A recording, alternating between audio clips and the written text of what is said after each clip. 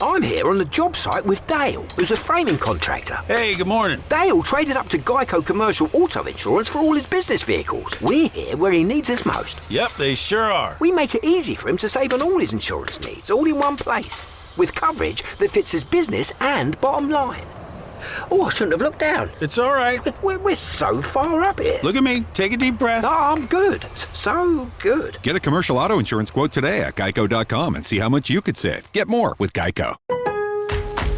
This Labor Day at Lowe's, shop member-only doorbuster deals for a limited time. Save $50 on an Ego string trimmer, now $169. Plus, get 50% off select Holland pavers. Not a rewards member? Sign up for free today. But hurry, Labor Day doorbuster deals won't last long. Lowe's, we help, you save. Valid through 9/1 while supplies last. Program subject to terms and conditions. Details at lowes.com/terms. Subject to change. Kiss. Keep it simple, stupid. I promise you, this is not a political podcast. Jump, from the deep end of the pool, set up the mood. Paranoi Radio, set up the mood. Paranoi Radio, set up the mood. Paranoi Radio, set up the mood. Set up the mood. Set up the mood. Set up the mood. Set up the mood. Set up the mood. Set up the mood. Set up the mood. Yeah. Today I got stood up by a set of people. So I had to bring in some heavy mother trucking hitters. Let's make the process into the bank of knowledge, ladies and gentlemen, boys and girls. Welcome back to Paranoi Radio podcast. I almost lost my headset there. Oh, yeah. I am Trebles Garcia, your humble host, and I want to thank every single one of you for allowing me to enter your space. Hey, guys, check this out. I found out that Zoom can do things like in the background and stuff. Look at that, guys. Interesting. The point here is, guys, I got stood up. I'm so upset, man. So upset. I'm holding in my anger a lot because I don't want to talk shit about people. It was probably just a mistake. But at the end of the day, guys, I hold Paranoi Radio podcast so up high for two main reasons. One is because it literally saved my life. I am the best father and the best version of myself because of this fucking show today. So, and second of all, I spend too much holy fucking tears, holy fucking blood, and sweat working my ass off so that anybody could put it in the second place. Yeah, you guys can put it in second place, but I will not allow anybody, especially myself, to put it in second place. So what did I do? I utilized my time, I utilized my connections, and I brought on forth some of my biggest friends and supporters of the fucking show here today. I want to remind you that the most important thing that you could do for the show today is word of mouth. Check us out at paranoiradio.com and check us out on YouTube. We subscribe, like, and share, and engage. And everybody that's already there, I want to thank you from the bottom of my heart. This episode goes out to you. That is right. Yo, check this out. As a matter of time, as a matter of chance, well, as a matter of time, as a matter of fact, fuck that. If I said that a matter of 3 times, I am running. Today, I am going to bring in the listener of the fucking week. I wish I had one of those things, bro. Listener of the week today is SpeakinCOAD. SpeakinCOAD. That is right. They're not just a badass group of podcasters, but some of the most humble people that I know, freaking decent people, hardworking people. Make sure you check them out. Thank you for showing love, for showing support, for engaging, following, and being part of the show. Make sure you check them out, ladies and gentlemen. That is the listener of the week. Now let's jump in from the deep end of the pool and set the fucking mood. Guys, please give a warm welcome to my next special guests. Today, we were supposed to be on a big show. I'm not going to give that name out, but for some reason, it didn't come through. So I decided to continue the show because we don't sleep. We don't stop. We only drop bombs. Guys, please give a warm welcome to Chef from Sunday Night Secret Societies on a Friday night. What's up, Chef? Let's go. Hey, well, first and foremost, thank you so much for having myself.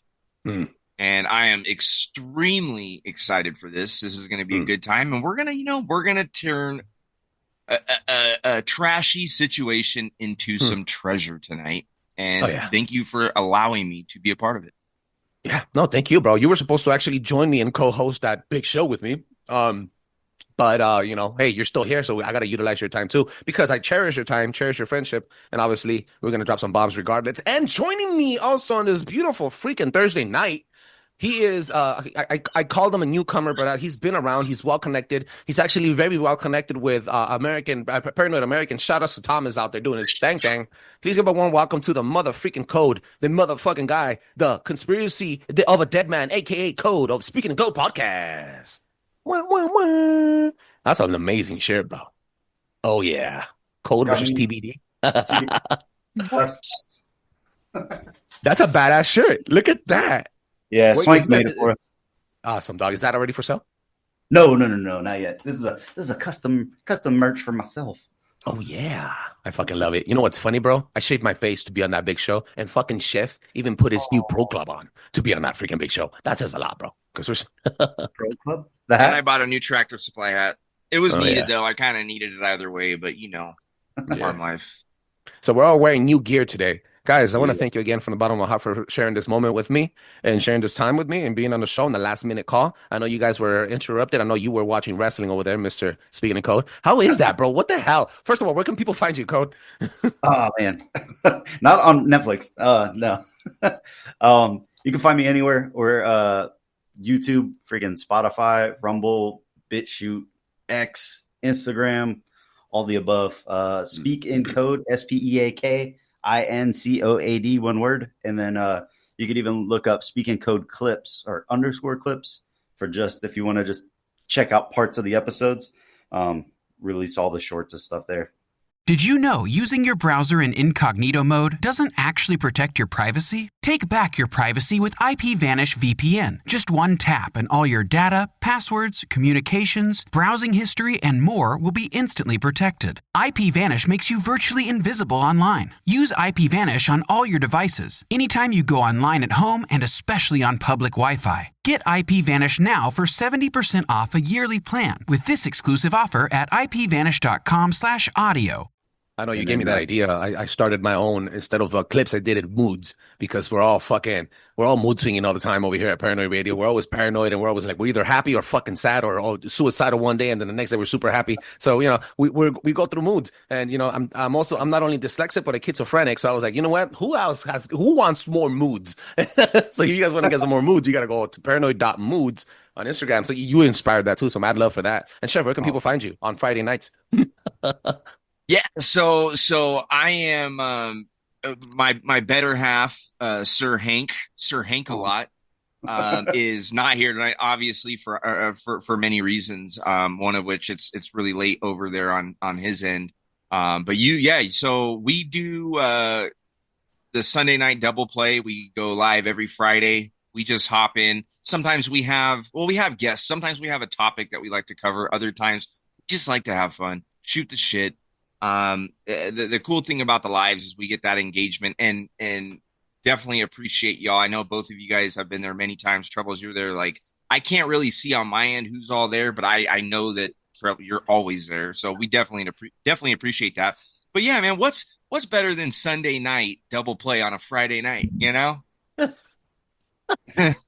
It's funny. It is funny. I fucking love it because it's a Sunday night double play. But it's never on Sunday. It's always on Friday night. And quite frankly, guys, they are religiously the favorite pastime on a Friday night while I'm shaving my head. I'm literally shaving my head, which takes me about an hour and 30 minutes. On the restroom, I'm blasting it out loud, bro, on my little speaker and watching them. And whenever they say something stupid, I go and I comment and I'm like, I keep shaving my head and I'm listening to them. It's a good pastime. Instead of listening to fucking music, instead of listening to hip hop, I like listening to a little Sunday night double play on a Friday night. Oh yeah. Yo, speaking code. It takes you an hour. Yeah, bro. What do you use to shave your head? Like, do you go to the haircut? What? Oh, fuck. Yeah, it takes me an hour, and I do it every single Friday. So yeah, man, and that's me trying to go fast. I go to Supercuts. It takes 15 minutes. I'm out.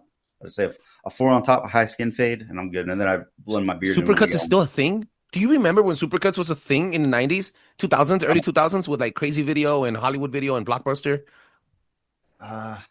I never knew of Supercuts until like after I moved to California in like 2010. Yeah, it's been a thing. It's been a thing here for a very long time. I thought Supercuts was like a high-end place for haircuts when I was a kid. And I look at that, they're still around. I haven't seen a Supercuts here in California for a while, bro. I got a couple nearby. I got a couple actually in the town that I live in. We have a Supercuts. I've never gone there because I buy my clippers. I yank off all the things and whatever size it comes with, the standard with no guard on. I just zip, zip, zip, zap, and I'm out of there. You raw dogger. Ugh. Oh yeah, I like it. You're a filthy animal. Guys, let's jump into it. Today we're going to be talking about some stuff. Today I was going to give this fucking presentation. It was going to take me an hour to drop it, and I spaced it all out. But instead of going into the way I was going to do it on the show, today we're going to freeball it today. Yo, I saw something on your hand, which is a tattoo that you showed me when you were actually doing that on yourself. It's a tattoo of an X. And we're going to dive into that. That's what's going to inspire the rest of the show. And I hope you guys can keep up. Please interrupt me. Please interrupt me whenever you guys can. Conspiracy of a Dead Man, I don't expect you to shut up. I need you to interrupt me. Do like the Stone Cold Steve Austin would do. Fucking break the glass. There we go.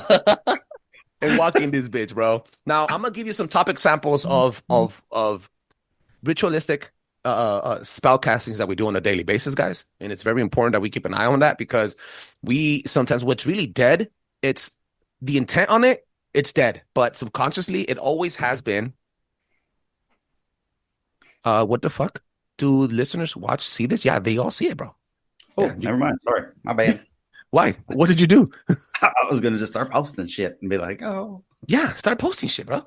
No, I was going to be like, what the name of the podcast here that stood you up.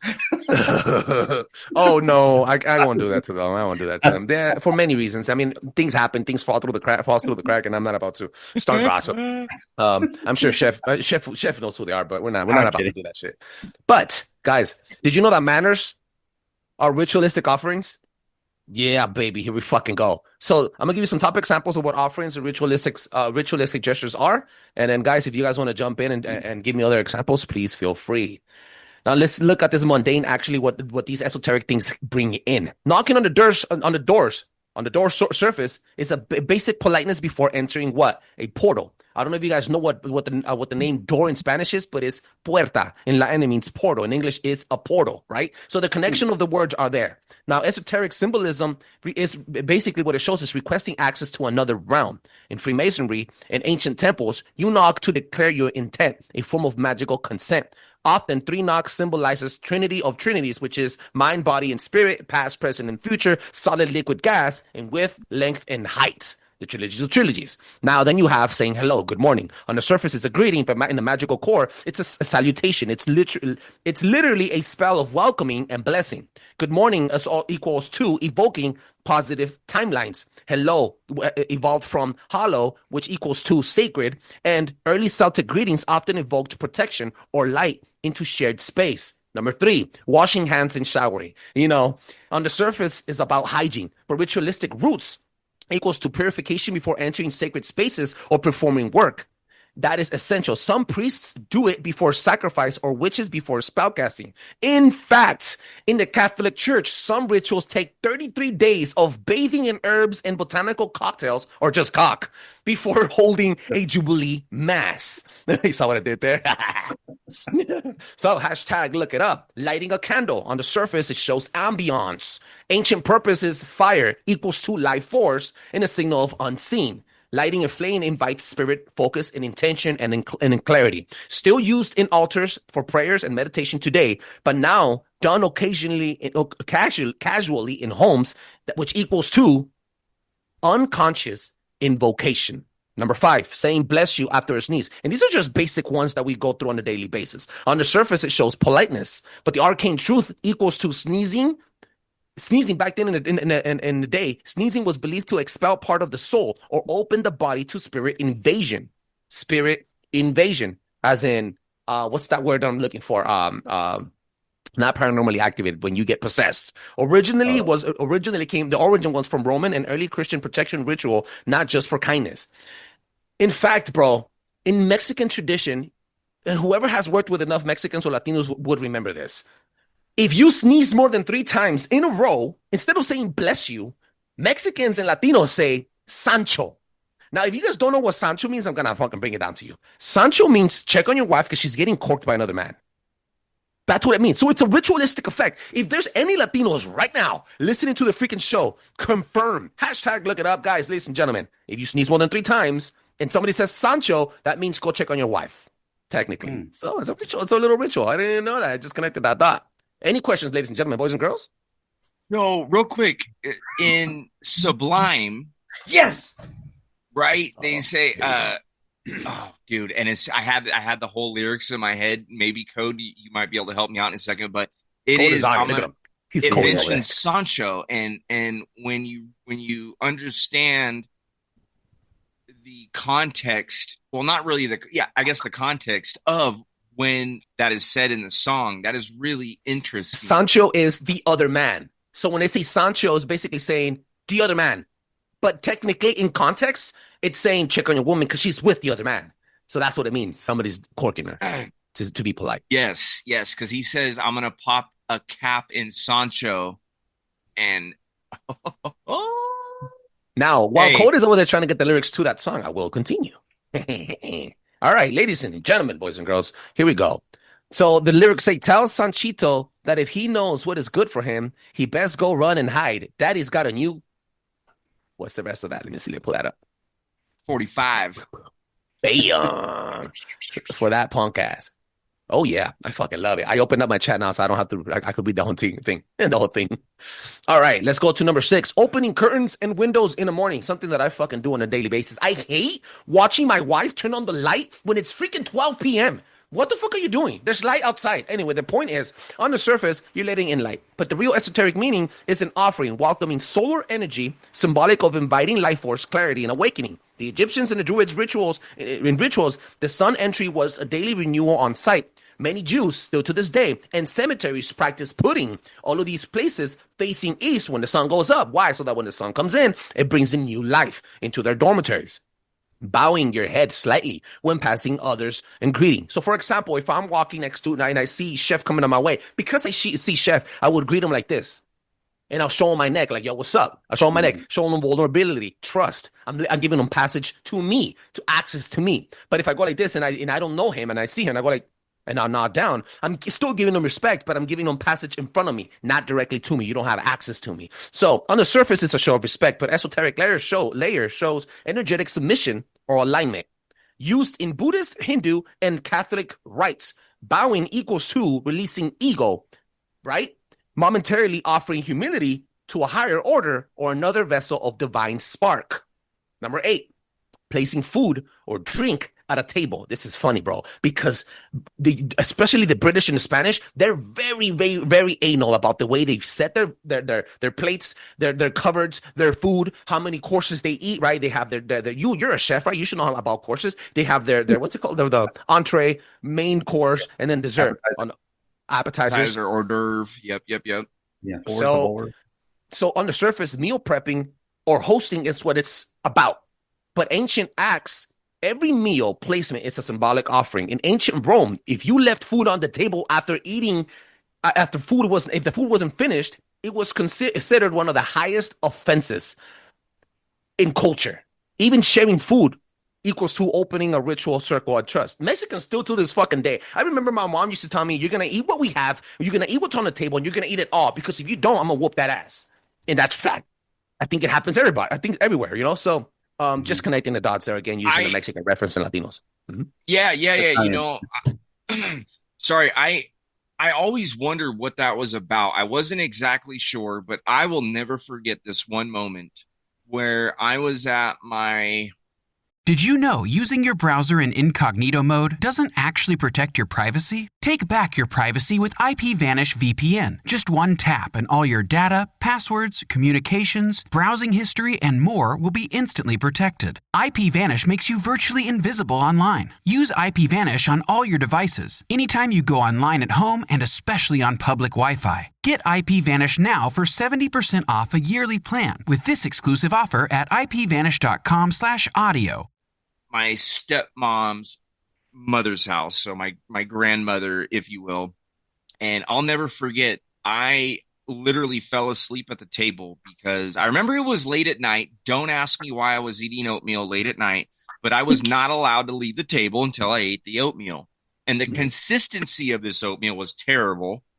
But it was just one of those things where it was like, dude, like I clearly, 20 minutes after everyone's left the table, right? As a parent, you would think, okay, like he really is not going to eat the food. That wasn't the case in this situation. In this situation, I slept at the table essentially.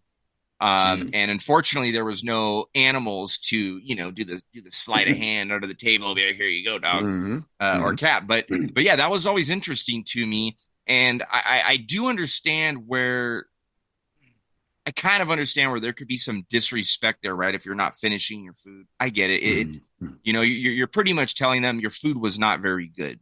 But that's very interesting that you say that. And we're going to go back to that towards the end once I bring in the board game. But let's keep going real quick so we could speed it up. Let's set up the fucking tempo here. We fucking go. Touching hand, your heart over your chest. Surface meaning shows gratitude and sincerity. But a mystic core equals to activating, it resembles activating the heart chakra and physically anchoring emotional and intention. In ancient greetings and vows often included heart touching to seal energy into the body or to keep a promise of lifelong servitude. Do you remember the last person that went like this and then shot it off? What happened? I said or you're pledging of allegiance to something. Pledging of allegiance. That also is another connection, but I didn't even think about that. Then number 10. Oh, sorry. No, go ahead. You're here to interrupt me. That's what I brought you on for. Because you were like, they placed it over their heart for what? To pledge allegiance, not pledge allegiance, to keep a promise of lifelong servitude. Yeah, allegiance. Pledging allegiance. Number 10, writing your name. And then you went this way? Remember, who did this last that we saw? Oh, Elon Musk. And it was, it was misinterpreted. But it was actually, depending on how you feel about Elon and depending on what you think about Elon, because there's two different things, critical thinkers and critical feelers, but the gesture has a darker esoteric meaning or a lighter esoteric meaning. And I have a thing to say, too. I don't think magic has dark magic or light magic. Magic is just fucking magic. What makes you dark is your intent and what you use magic for. Sorry, go ahead, Code. No, I think you're right. But there's a guy named Henrik Himmler. He was. You ever heard of him? I heard the last name because I'm about to mention him later on today. Oh, okay, never mind. I'll hold off. No, go ahead, bring it. But I just found out that he was he was somebody to Hitler, but he was almost like an esoteric type of person. And oh man, there was another video or another picture of him. I don't see a good picture. Search the video and the picture while I continue, and then when you're ready, I'll let you share the screen. All right. Let's rock and roll. Number 10, writing your name. On the surface, it means identification. But this is where we're going to start getting darker, guys. Esoteric truth. Naming is claiming. No, let me bring this up. Every signature is an offering of your sovereign identity, a spell or intent and consent. In grimoires, names are powerful nodes, symbols, and crests and sigils. To sign equals to bind yourself into an agreement with energetic weight of that moment. Listen to what I just said. To bind yourself in agreement of the energetic weight of that moment. Energy equals debt. Wherever your name gets signed on, that's where you're going to manifest, I would say. Energetically, physically, spiritually, and everythingly, if that's even a fucking word. But the main focus here is your name in calligraphy, cursive, not spelled out how we spell our names, in cursive. Coincidentally, they're not teaching cursive to our kids anymore. Coincidentally, our Bill of Rights and our Constitution is in cursive. So the generations after us will not be able to understand cursive because they're not learning how to write cursive or read cursive. Now, let's continue. There's a hidden thread here, a little nudge of a little relaxation of giving you guys examples. Many of these gestures were once done with full awareness as offerings to spirits, energies, gods, or self. Now we call them manners, but the power never left. Only the consciousness behind them did.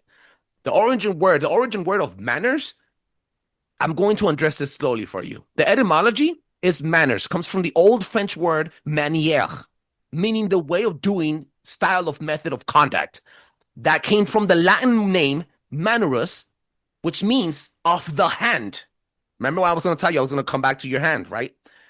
The Latin word, the root word is manus. Do you know how to say hand in Spanish? Manos. And this is why a lot of people forget that Latino doesn't only mean that you're from Latin America. It means that the first language you speak is derived from Latin. which is why it makes you Latino. Technically, Italians and French and Portuguese, the Brazilians are technically Latin because they speak a tongue that comes from Latino. That's one of the definitions that Google fails to give you as a very first thing because, again, controlling the narrative.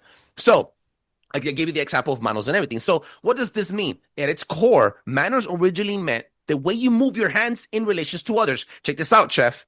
Literally, hand gestures later expanded to behavior style. Back in early medieval courts and temples, the way you presented your hands has often extended to status.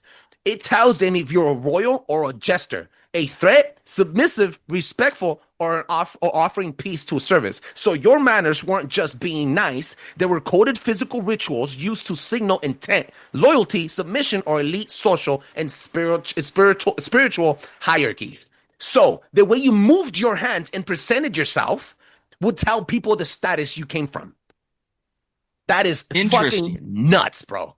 That is, and I do like when you think of like military, right? Mm-hmm. You have your enlisted and you have your officers. So if you're enlisted, you always salute officers, and it's so you definitely have that hand gesture there, and it like you said. It has many different meanings, but it's a sign of respect and status because you're letting them know that, hey, you're the boss dog. I'm the little guy. You know, we're both aware here of where we sit on this totem pole, if you will. The priests in the Catholic Church change their mannerisms in different ways. They will never show you their palm unless they're giving you a blessing. A lot of the episode I did with shout outs to Riley from the Midwest Mythos. He was here and I gave him a taste of this little portion. And this is the portion that I gave him. So in the art that I did for the thumbnail on that show, it was a royal going like this and showing you the palm. Many Freemasons have the same images. Not only Freemasons, but also other social secret societies. And I don't want to bash only on Freemasons because a secret society is just a secret society with secrets. Doesn't necessarily mean that they're evil. Not that I'm sympathizing with fucking evil people. I'm just saying they're not all evil, right? But yeah, you'll see that a lot of royals are people with hierarchies, basically, or people that are royals or descendants from people from like presidents, etc. They'll use hand gestures that would show that their status of power. Exactly the same way like we eat. No elbows on the table. No, learn how to use a spoon and a fork and stuff. So all those are all special things that you would think that they're manners, but in reality, they come from doing ritualistic stuff. Yeah, baby.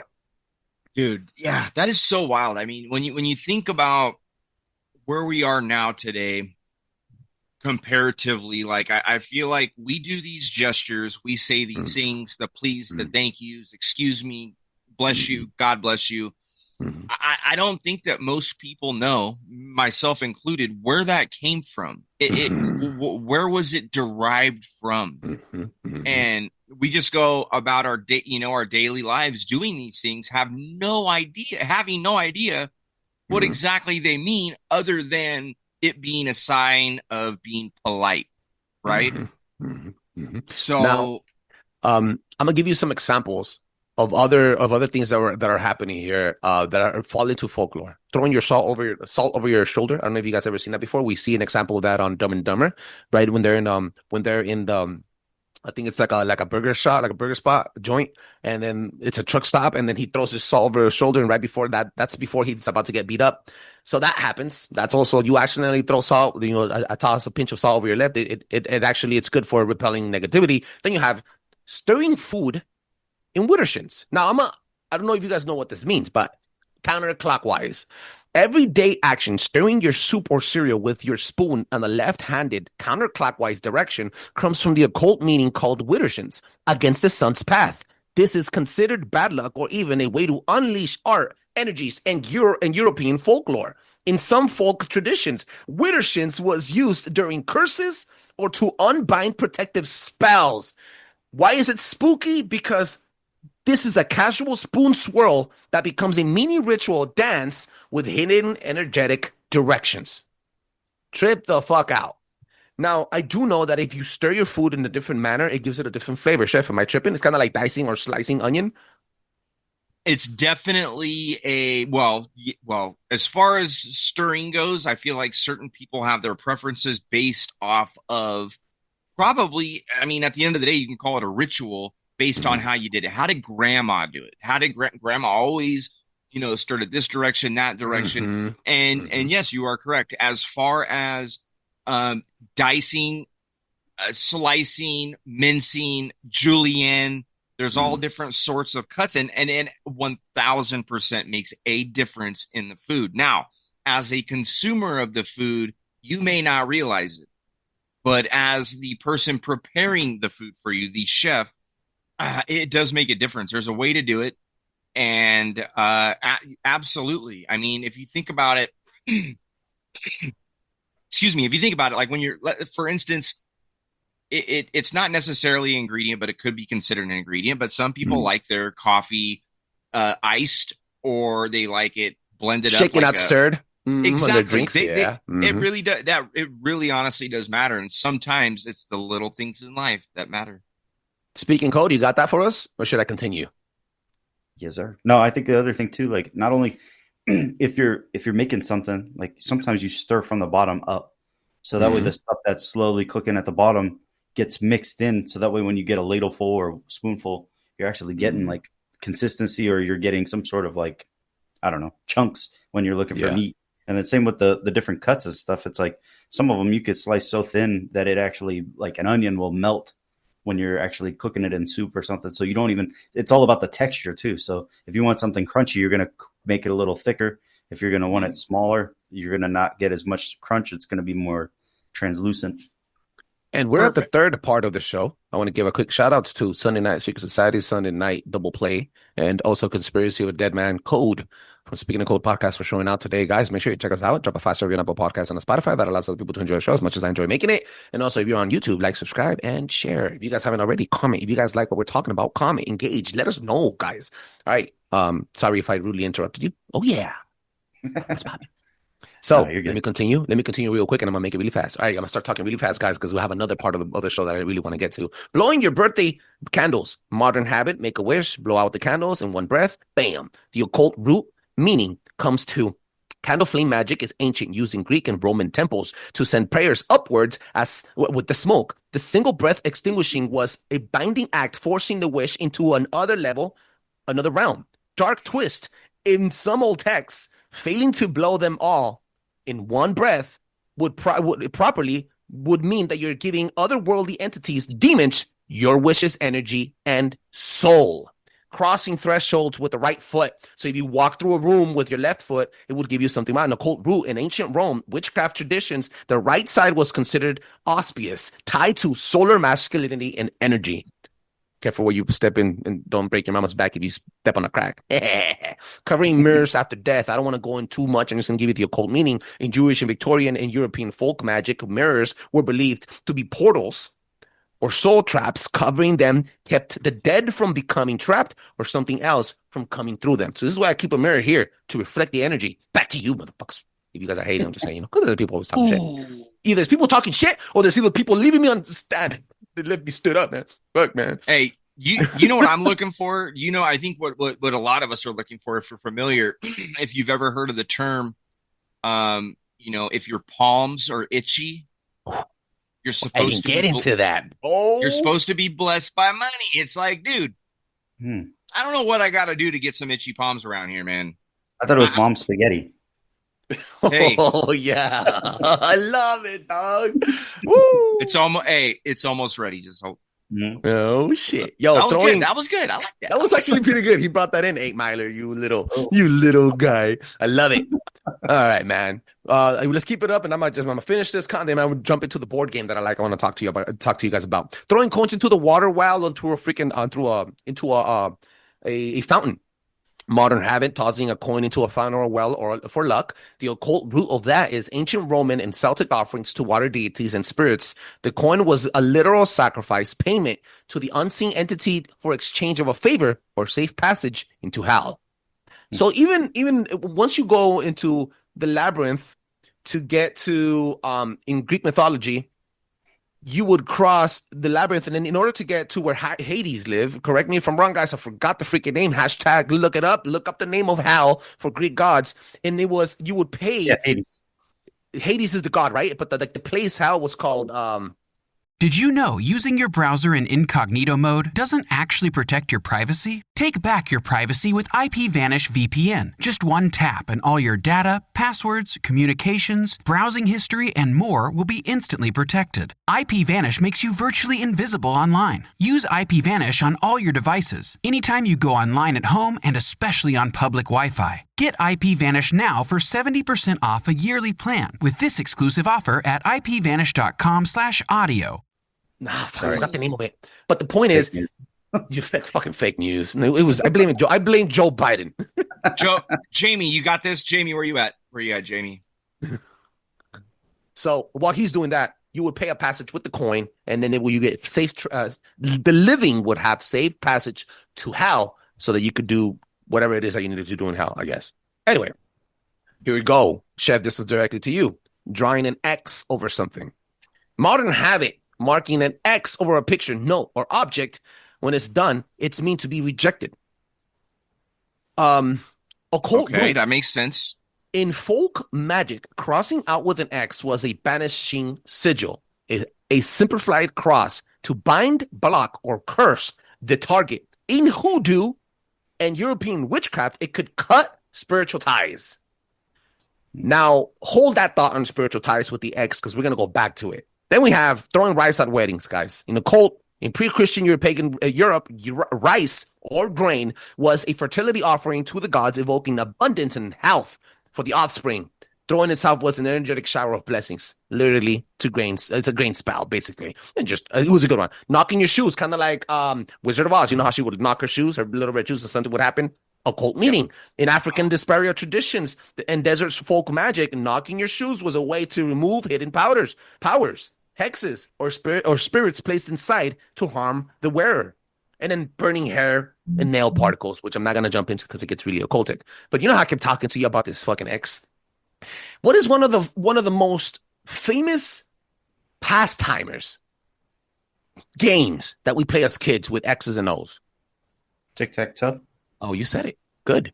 The basic 3-in-a-row grid game goes back to at least 2,000 years.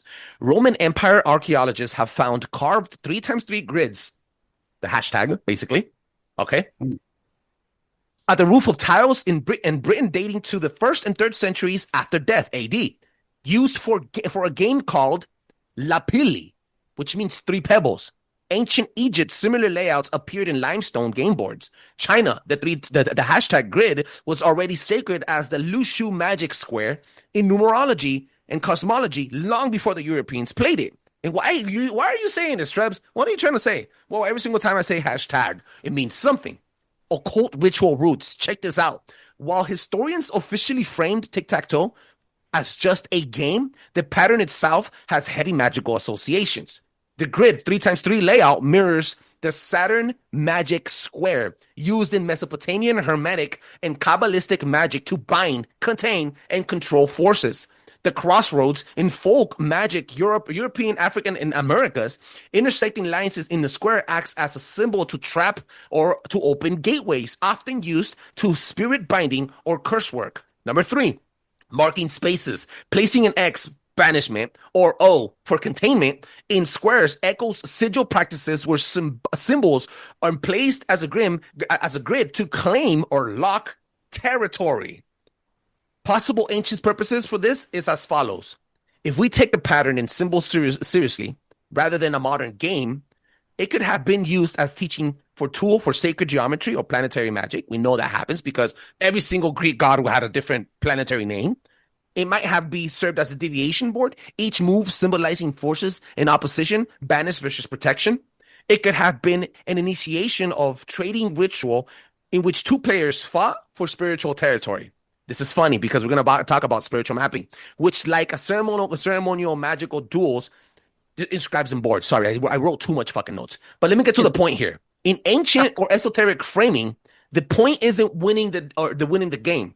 It's dominating the grid as Saturn domains in the cosmos through symbolic moves. In modern times, it's stripped of ritual meaning and unpackaged as kids' time killer game. Who the fuck was Saturn and Cronus? The god of time. Do you understand the connection now? Wow. Did I talk too much? I think I read too much. I should have condensed that into smart. I should put it in ChatGPT, make it stupider. Hey, you know what? All the amount of research that you do is my hat is off, because that, no, seriously, man, seriously. Conversation I was having, and I'll hop right back into it, but conversation I was having with my fiance is we were just commending you for being a one-man solo army. Is my brain can't really wrap around and fathom the amount of work that you put into, and the amount of heart and work that you put into all of your shows, and also having a family is quite incredible. Thank you, bro. And motivating. But oh, absolutely. Yeah, no shit. Yeah, especially if you got a couple people help running your show, and you're like, if this dude, anyhow. But yeah, that's wild, man. All of that is just so wild and wicked, and I think it goes back to something that we talked about in the very beginning, right?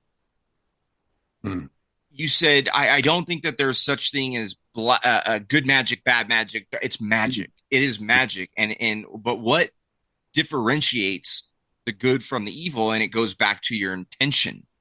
So I would say that it's safe to say for all of you wonderful listeners that, you know, I don't think that you're cursing your family or you're signing yourself up for something that you don't necessarily want to do because everyone stood in a circle around the birthday person, and you had all the candles lit, right? And you blew, and, you know, heaven forbid they didn't get all the candles blown out in one shot.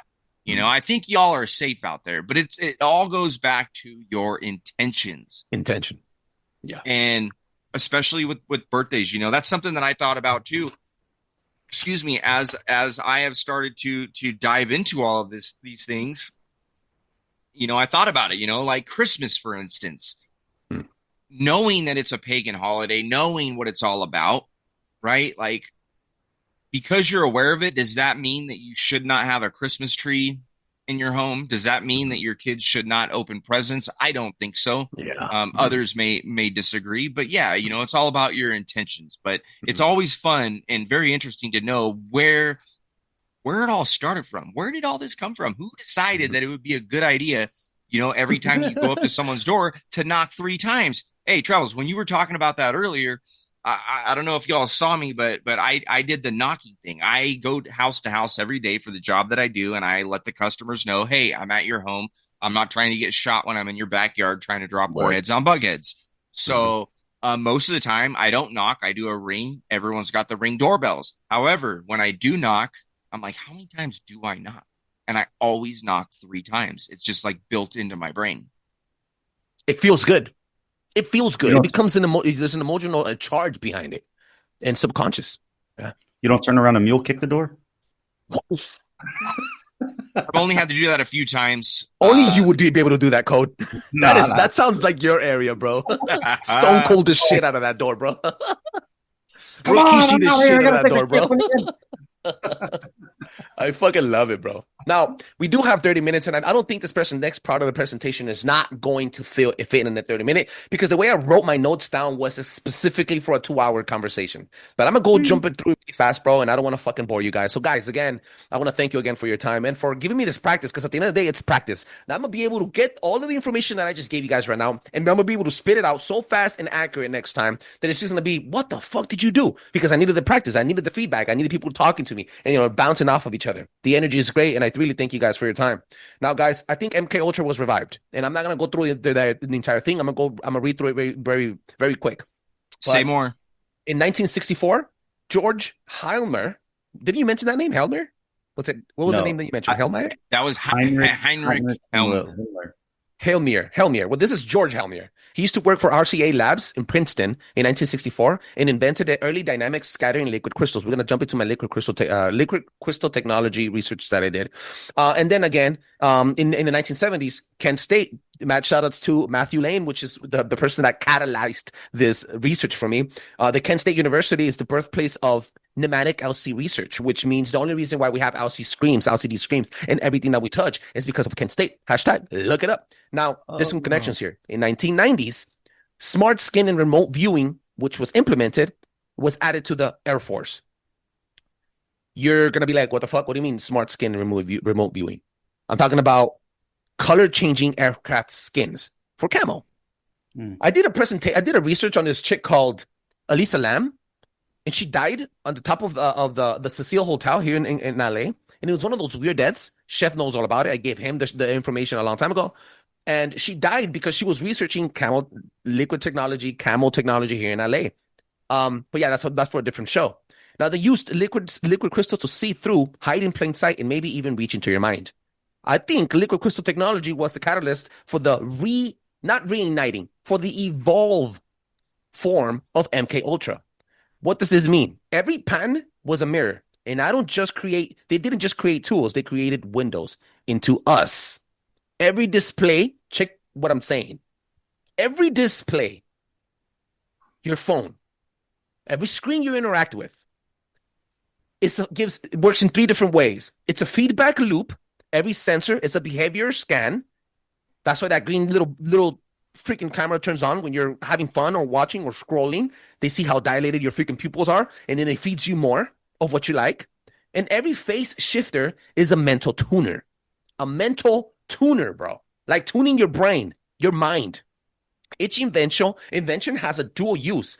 It's used for you to interact with the world, like we're interacting with y'all right now, but it's also used so that they could interact with you. So it's not just for you to put out content, but for you to consume the content. It's a double-edged sword. Now that I give you that, there's real clues here. I want you guys to do the math yourself. I'm not going to read it all. Go to U.S. patent, US 650-614-8B2. It's called the nervous system manipulation by electromagnetic fields from monitors. Yes. Should I type that up? You guys want me to repeat it? I'm going to repeat it one more time. U.S. patent 650-614-8B2. Be like in boy.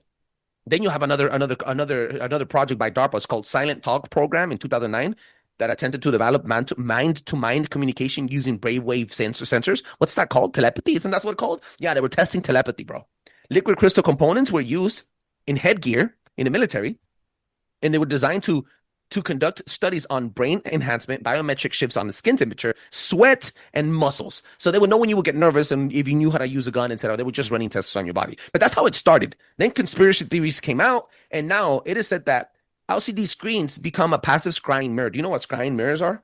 So a scrying is absorbing data via camera, mic, or EM field sensing and feeding predictive behavior algorithms.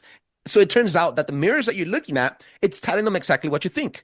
And by you telling them what you think and what you like, they're able to influence you into a different way or pattern. Do you know what the favorite people that you see on TikTok are called? Influencers. You see what I'm saying? I'm connecting the dots here for you guys. You guys are all together like a class. Influence. Say it together now. Oh, so check this out. You sent me some notes here. Who was George Helmer, who ran DARPA from 1975 to 1977, developed his questionnaire based on his extensive career in technology R&D. And I love speaking in code on this shows because he's doing the research as we go. Well, I was trying to do the patent, but you speak so fast. I forgot to turn the subtitles on. Oh, here we go. Let's go for the patent. You want the patent again? Patent is US 650. Let me type it up for you, and then that way we do. Oh no, well, you're right here. US 650 614. Oh, 614. Yeah, 614 8B2. And then you could put it up, and I'll read it for the people, or you could read it yourself. Let me interrupt me. And then also you said hell for Greece during mythology times. What about it? Not the overworld. No, the underworld. Yeah. Sorry. No, guys, this is why I got you. We need these breaks because if I just read it, I'll sound like a fucking robot, like a Mexican robot, like a beaner robot.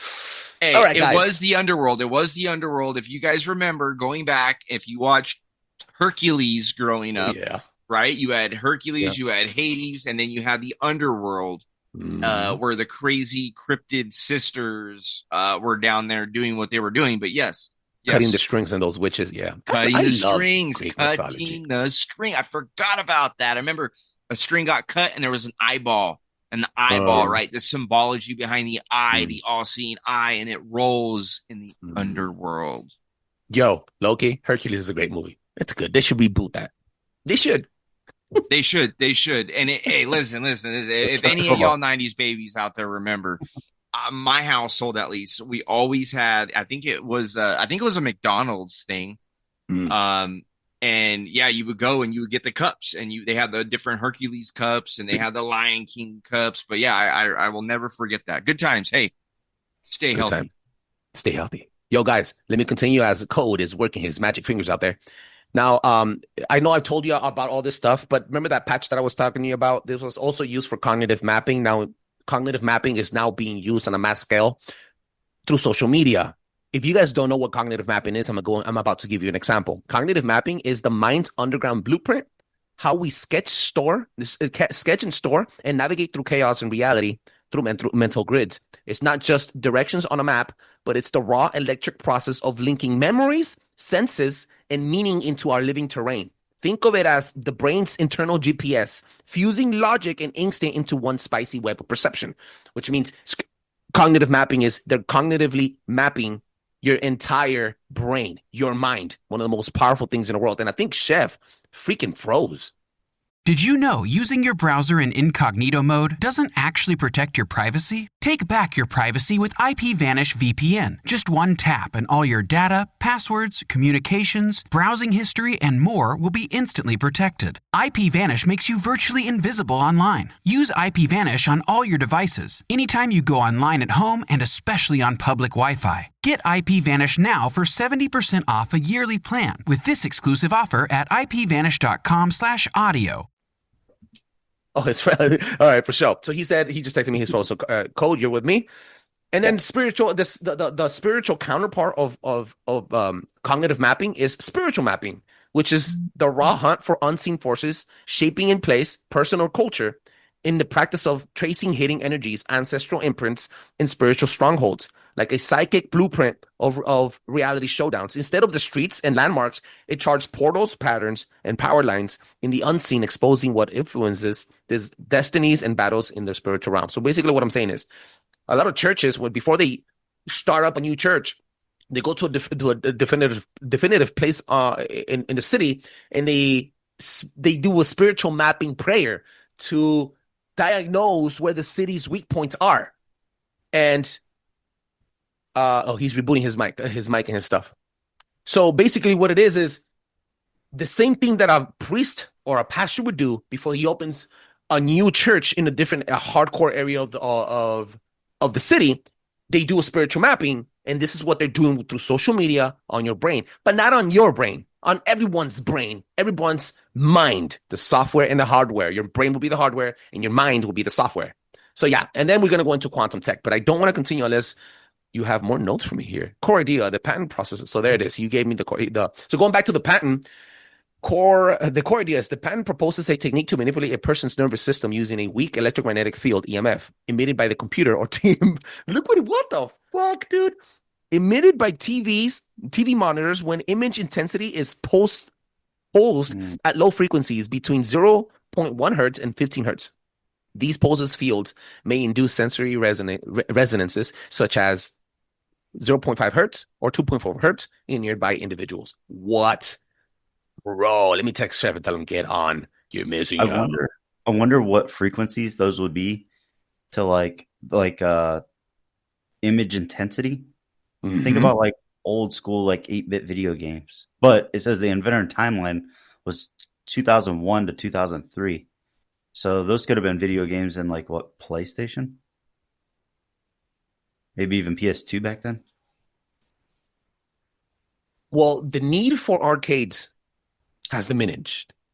Before, people would go to get their daily dose of EMF hacking your mind. But now you could get it through fucking Cocomelon on YouTube. Right? I mean, fuck. I don't know what Cocomelon is. Cocomelon, it's a stupid infant show for toddlers that has been accused by many parents and researchers to be not only satanic but also used to it gives the kids really bad behavioral issues and learning issues and speech issues. Not that I don't have a speech issue, but you know what I'm talking about. Like, you know, people, it's kind of like, yeah, bro. So I asked,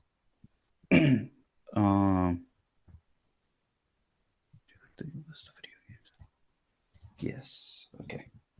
So this is what I asked. I said, could this have been done in specific video games? What did it say? It says, it gave me a bunch of stuff, but it said bottom line, yes. Based on the patent's description, video games could be a delivery method for pulsed brightness signals that might influence players' nervous systems, but there's no evidence that it has ever been secretly implemented or scientific support for the patent's claims is thin. What is real, however, is that flashing, flickering effects in games can and do impact people psychologically, sometimes harmful, sometimes just to increase immersion or tension. And then it also asks, do you want me to provide video games? Go ahead and do that. And right before we end, because we're going to jump on towards the end of the portion of the show. Okay. My glasses back on because I can't read, but it's freaking hot in here. Because you brought in the nervous system and other stuff that might talk, I'm going to jump into the health portion of it. So the nervous system, as a command center of your brain, does get attacked. Liquid crystal glass technology hasn't only been used for quantum mechanics. That I haven't jumped in yet. I do have the research here, but I haven't jumped in because we don't have enough time. But I am going to touch base on the automatic nervous system. The ANS controls unconsciously the bodily functions of your heart rate, blood pressure, digestion, glucose regulation, immune responses, and many other things. So if at bottom line, like you said, it does interfere with your nervous system. What you ingest through your eyes and what you consume through influencers does consume your nervous system, not only your habits and your behavioral and your thought patterns, but it does cause problems for your nervous system. It could give you chronic stress diseases, neuropathy, which equals glucose disruption, vagal nerve damage, and you put yourself in risk of cancer. So yes, if someone or some tech jacks into your nervous system, there's no blood or gunshot that's going to kill you. It's going to be a slow cellular surrender. Mm-hmm. And then that was the last portion of my research. But you gave me a lot of stuff here. It goes phasmophobia during gunshot hunts. Phasmophobia. Electric lights strobing on and off, electric devices. The purpose: heightens tension and suspense of creating frequency. I think it's almost like a horror movie type of game where you go hunting for ghosts and stuff. Mm-hmm. Simulacra in the game smartphone, occasionally the glitching. Oh, that's the name of the game. Okay. The effect in the game smartphone, glitching, crackles, distorted visuals, messages, help me flashing. Purpose: designed to unsettle players with sudden eerie interruptions. Fear effect. The purpose: visual feedback for damage. How do you say that word? Severity of emotional immersion. I fucking have a speech pattern problem. Hardware artifact and retro flicker. Hardware artifact. What is this? Software induced flicker, common in retro and limited hardware, can be intentional to simulate more colors or handle sprite limitations. These are often system driven and may fall into lower frequencies depending on implementation. So it also said like the effect of it.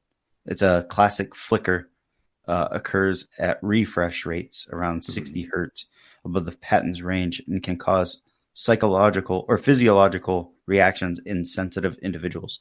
So it's like, I almost wonder if they could use something like this where you're doing something specific and then you have some sort of thing like this that may cause sudden traumas, but little traumas, nothing like too like long term, but enough to like get you feeling a certain way while playing the game. And who knows if that could trigger other things. Well, fear is addictive. People are addicted to fear. Fear is like laughter. It's one of those emotions in your brain that triggers dopamine, and it makes you feel charged. It makes you feel alive. So laughter is one of them. Being in fear is also addictive. This is why I am addicted to anxiety. I love being under stress and performing under pressure. I'm in love with it because it helps me focus more. So that dopamine effect triggers in my brain and it helps me push forward and get the job done, specifically under anxiety. Today, when I wake up to relax, I'm fucking pissed. I need my dose of anxiety. It's freaking nuts. But I think what you're saying is during the gameplay, when fear kicks in, or if it makes you laugh, it makes you consume more of it so that they sell you a new skin pack for Stone Cold Steve Austin's fucking. What's up, Big Chef? You're back? You're back? Oh, he's not back. Oh, I'm back. Oh, there we go. You fell off when SpeakinCOAD brought the last part. Right now, we already closed. By the way, we said goodbye. We're not recording. I'm playing. Okay, you're good. You're good. SpeakinCOAD said, that patent that he was researching. He just let me read it again, just to close real quick. The patent proposes the technique to manipulate a person's nervous system using the weak electromagnetic fields (EMFs) emitted by a computer or a TV monitor when an image intensity is pulsed at low frequencies. And then it gives you all the frequencies. Shut the front door. And that's exactly what I was ending on. So your TV, your freaking smartphone and everything is a direct weapon. It's a direct energy weapon, technically. Frequency and it energy. pretty much says it says, yes, based on the patent's description, video games could be a delivery method for pulse brightness and etc. Wow. But it said there is no evidence. Well, sounds like there's evidence.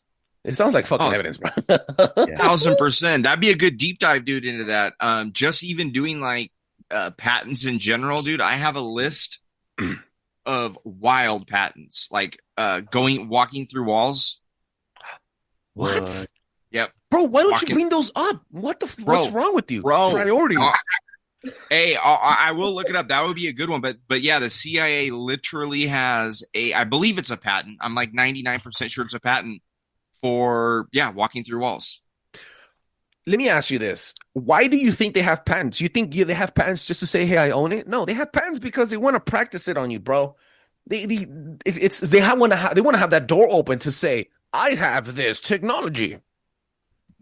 Yep. I'm sorry to tell you, but that's I think what it is. Hey guys, Chef and Code. Look, bro, I'm gonna tell you something. This wasn't probably the best episode that Paranoi has ever dropped. But I'm gonna tell you something, bro. Did you know using your browser in incognito mode doesn't actually protect your privacy? Take back your privacy with IPVanish VPN. Just one tap and all your data, passwords, communications, browsing history, and more will be instantly protected. IPVanish makes you virtually invisible online. Use IPVanish on all your devices, anytime you go online at home and especially on public Wi-Fi. Get IPVanish now for 70% off a yearly plan with this exclusive offer at ipvanish.com/audio. I've done sessions with Nephilim Death Squad. I've done sessions with Cult of Conspiracies, both on their show and mine. I've done sessions with Sunday Nights. I've done sessions with Riley from Midwest Mythos, which is not the biggest podcast on the planet yet. And I say yet because I'm very positive. I've done from little to big, from brown to white to yellow. I've had all types of people on the fucking show. And I'm going to say this very proud and very fucking loud. I'd rather be spending my time on my show speaking with the people that have shown me love, respect, ambition, and family and loyalty before any other fucking show, regardless of their fucking size. Yep. I want to thank 1,000%. you from the bottom of my heart for being here, because just like when I opened the show, Paranoi Radio Podcast is not just my hobby or my passion project, but it saves me from being high, drunk, fucked up, beating on my wife, or fucking being in jail. It's saved my entire life. I'm the best version of myself and the best fucking father and a God-fearing man because of this fucking show. Primarily because of Jesus, but because of this fucking show. So when I tell you guys, I agree 1,000%. thank you, it's a fucking thank you from the heart, bro. Both of you. I agree 1,000%, dude. Like, this is I established this a couple of years ago, but I told my fiance, no matter what, even if I had one person listening to the show, I would never give it up because this is my therapy. I'm not the guy, not knocking therapy, but I'm not the guy to go and sit. Not yet, at least. Who knows? I might down in the future. I don't think it would hurt. Again, not knocking it, but this is my therapy to talk about what I got to talk about. And that's why over on our show, we don't always necessarily have like a conspiratorial topic. Sometimes it's just talking about the day, dude, like how your day went, what you're going through, you know? So yeah, I agree 1000%. Yeah, man. Yeah, definitely. And like, dude, I owe you so much, man. Like, you reached out to me. I'm like, I didn't even run our TikTok. My buddy, I never got a TikTok. He ran it for us. And like, you reached out, and then not long after that, it got shut down. So without you reaching out, I wouldn't have known a lot of these people, man. And it's been great. I feel like it's been a blessing in disguise. And then we started the TikTok again, and then it just got banned again. So you got in when you did. It's perfect time. Yeah, it's like a blessing, man. 50% of what you do in podcasting, specifically in the niche that we're in the category that we're in, 50% of everything of your success is based on the community you're part of. Mm-hmm. So regardless of what happened tonight, at least with me and Chef, because Chef was going to join me, I don't take it as a direct insult. I take it as in, okay, well, you know, shit happens in people's lives. And Chef, they did reply. They already sent me they already replied. He told me what happened. So it was something kind of off. So, you know, see what I'm saying? I'm kind of happy I've reserved their name and not bashed on anybody. But 50% of what you do and the success comes from community. You could be the best podcaster in the fucking world. You can have the best content, the best research in the fucking world. But what people say about you on other platforms is what's going to stick on people's ears, and how they tie their emotion and relate to you is going to be based off your community. And then after that, it's all show. But community is big, bro. I dislike anybody that gets to a certain degree of success and then acts like a fucking piece of shit. Mm-hmm. It's retarded. Dude. It's retarded. You can't gatekeep. You're not supposed to gatekeep. You pass the baton. You bring people up with you. And regardless of what circles you run with, specific people have never done anything to me, but they have been very opening to me, including the people that I was supposed to be on with tonight. He wouldn't have texted me back if he didn't respect me. He texted me an hour, 30 minutes late, but still, you know, they wouldn't have, you know, community is huge, bro. Community is one of the biggest. It's very important for all of us. What? Yeah. No, I thought 1000%. And Hank and I have talked about this many times. Like, no matter what, I'm not gonna say we won't get bigger than what we are. We're gonna get bigger, but like how big, I don't know. I have no idea. But I will never, ever look down upon someone. There was a show that I listened to a long time ago, and I remember hearing a conversation between these podcasters, and they were talking about how they wouldn't do a show with people under X amount of like listeners or followers. And that to me is podcast blasphemy, in my opinion. That is ridiculous. And that is huge, man. You guys want to do, I don't know what y'all got going on the rest of the night. This is something I highly recommend. I highly recommend. It won't hurt you, kill you. It'll only make you a better person. I guarantee it. Look up on YouTube, Rick, R-I-C-K, Rigsby. I own his book. He's a motivational speaker, and I'm going to listen to it tonight. I listen to it at least 2 to 3 times a year, and it's the most amazing thing in my life. And it does talk about something like that. Send me the link. Dude, I some days I listen to it 2 times. It's like a little over an hour long, and it just fucking pulls out my heartstrings every time. But it also makes me a better man. And even though like I talk about this and I say this, dude, in a month from now, I can quite easily kind of forget where I came from, and I can start being a little cocky, and I do it. I know I do it. And that is the shit that humbles me, dude. It brings me back down to, it grounds me, dude. It brings me back down to life.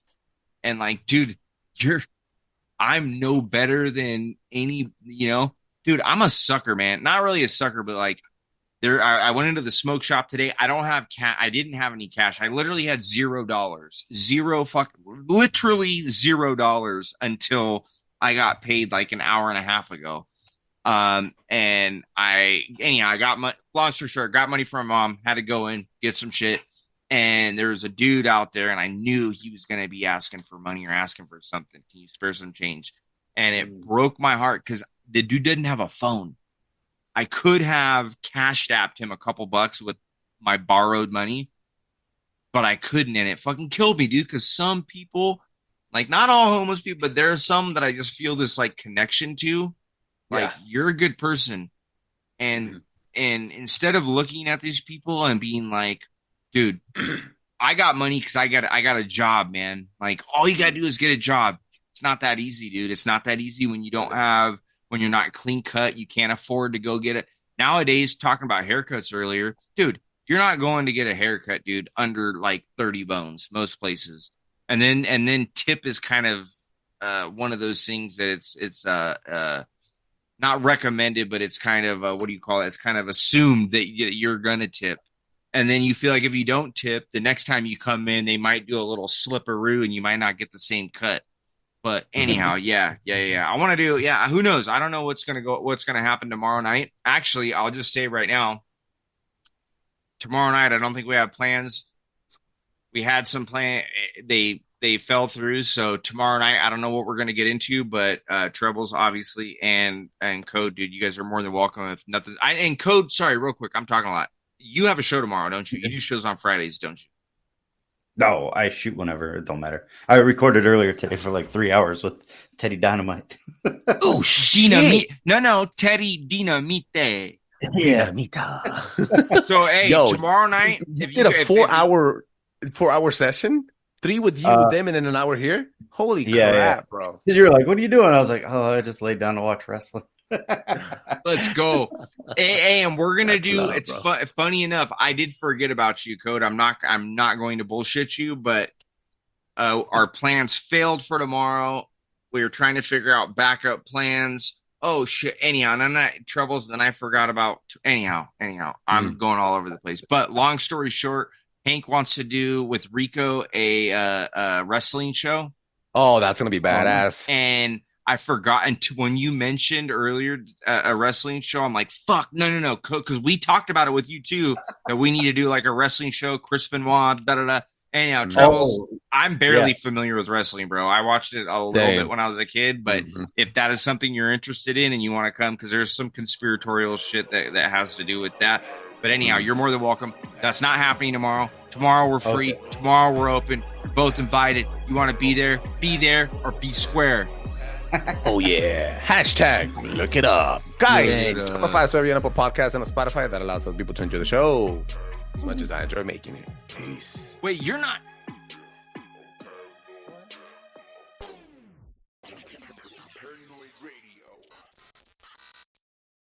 Did you know using your browser in incognito mode doesn't actually protect your privacy? Take back your privacy with IPVanish VPN. Just one tap and all your data, passwords, communications, browsing history, and more will be instantly protected. IPVanish makes you virtually invisible online. Use IPVanish on all your devices, anytime you go online at home and especially on public Wi-Fi. Get IPVanish now for 70% off a yearly plan with this exclusive offer at ipvanish.com/audio.